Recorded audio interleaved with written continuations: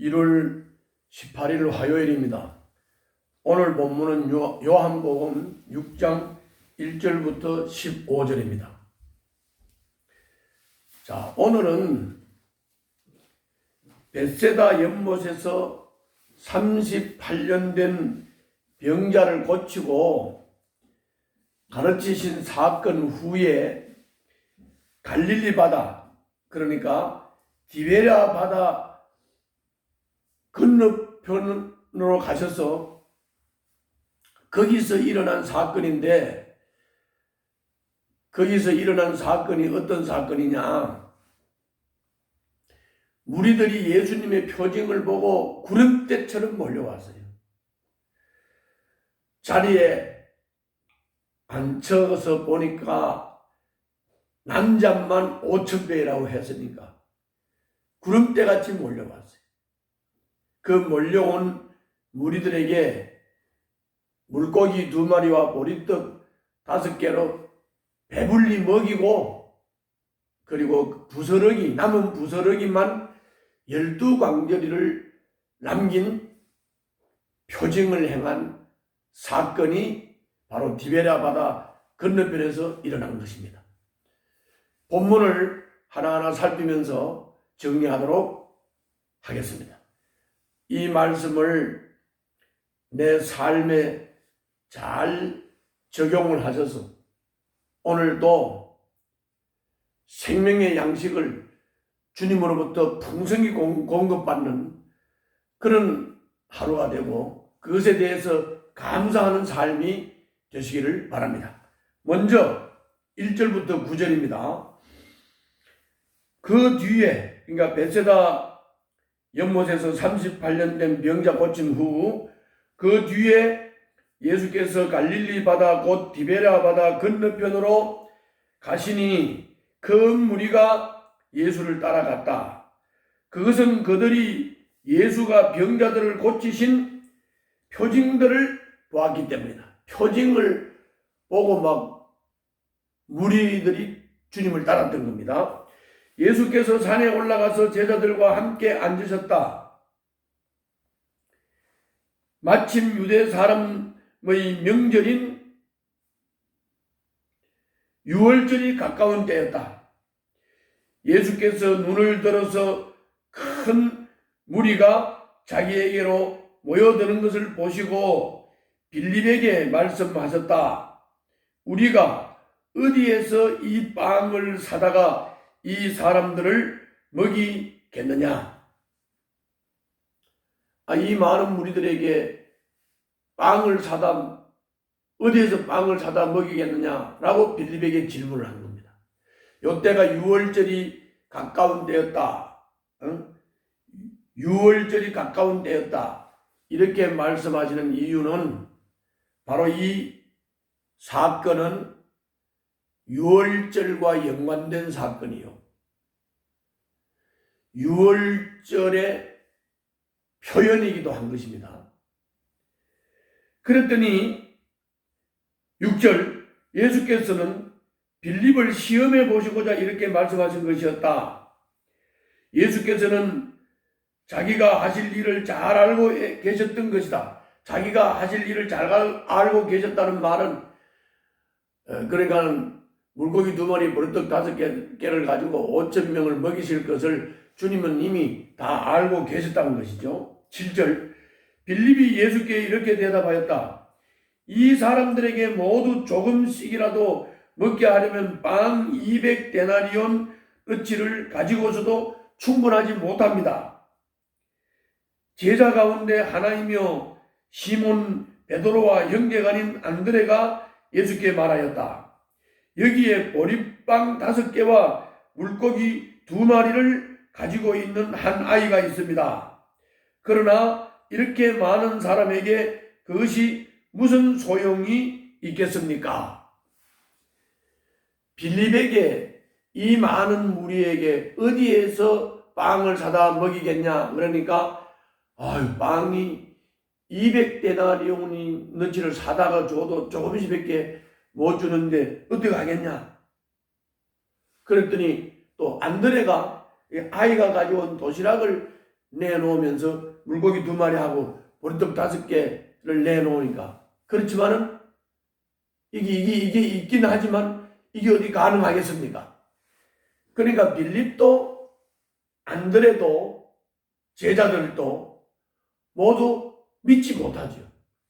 이 많은 인원을 어떻게 먹일 수 있겠습니까? 여러분들도 생각해 보세요. 어떻게 먹일 수 있겠어요? 그래서 먹일 수 없겠다. 불신앙을 말했어요. 인간적인 머리를 돌리고 계산을 하면서. 물고기 2마리, 보리떡 5개가 있지만 이걸 어떻게 가능하겠습니까? 그러더니 예수님께서는 10절, 12절에서 이렇게 했어요. 예수께서는 사람들을 앉게 하여라 하고 말씀하셨다. 그곳에는 풀이 많았다. 그래서 그들이 앉았는데 남자의 수가 5,000명쯤 되었다. 예수께서 빵을 들어서 감사를 드리신 다음에 앉은 사람들에게 나누어 주시고 물고기도 그와 같이 해서 그들이 원하는 대로 주셨다. 그들이 배불리 먹은 뒤에 예수께서 제자들에게 이렇게 말씀하셨다. 남은 부스러기를 다 모으고 조금도 버리지 말아라. 그러니까 예수님이 제자들을 무리들을 앉히라 그래서 풀이 많은 곳에 앉히고 그리고 빵을 들어서 감사를 하고 나누어 주고 고기를 들어서 감사를 하고 나눠 줬더니 다 배불리 먹었다는 거예요. 다 배불리 먹었다. 다 배불리 먹었다. 그리고 주님이 지시를 하셨어요. 12절 13절에 그들이 배불리 먹은 뒤에 예수께서 제자들에게 말씀하셨다. 남은 부스러기를 다 모으고 조금도 버리지 말아라. 그래서 보리떡 빵 5덩이에서 먹고 남은 부스러기를 모으니 12광주리에 가득 찼다. 그래서 남은 부스러기를 버리지 말고 다 모으라 해서 모으니까 12광주리가 됐다. 그리고 이 사건 때문에 14절부터 15절에서는 이런 일이 일어났습니다. 14절 사람들은 예수께서 행하신 표징을 보고 이분은 참으로 세상에 오시기로 된 그 예언자이다 하고 말하였다. 그렇지만은 예수님을 완전히 아는 게 아니라 그냥 예언자다. 그러면서 예수님을 오시기로 한 예언자라고 말했습니다. 그리고는 이제 이 사람들이 예수님을 왕으로 삼고자 했습니다. 왕이 되면 먹는 문제가 해결될 것 같지 않습니까? 현실적인 문제가 해결될 것 같으니까 왕을 삼고자 했습니다. 그래서 예수님은 그 자리를 피하여서 다시 산으로 혼자 가셨습니다. 사실은 이 오병이어의 기적 때문에 이제 논쟁이 시작이 된 것인데 이 논쟁의 핵심이 뭐냐 이겁니다. 이 논쟁의 핵심이. 그 논쟁의 핵심은 다른 게 아니고 사람의 필요는 그 세상의 그 어떤 것이 채우는 것이 아니다. 사람의 필요는 예수님이 채우는 것이다. 하나님이 채우는 것이다. 이거를 깨우쳐 주시는 거예요. 그래서 예수님은 군중이 바라는 빵을 주셨지만은 더 주고 싶은 게 있었어요. 더 주고 싶은 거. 그것이 바로 생명의 양식이었어요. 생명의 양식. 생명의 빵. 오늘 우리에게 일용할 양식을 주시는 분은 주님이십니다.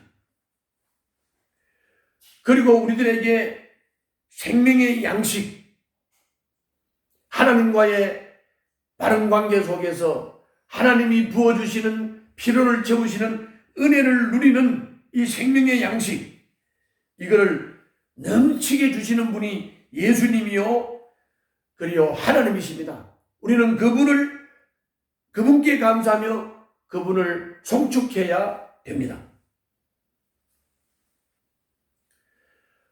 오병이어의 기적은 믿음과 순종의 기적입니다. 빌립처럼 인간적인 머리로 계산을 해서는 불가능한 일이고 계산이 나오지 않습니다. 아무 소용이 없습니다.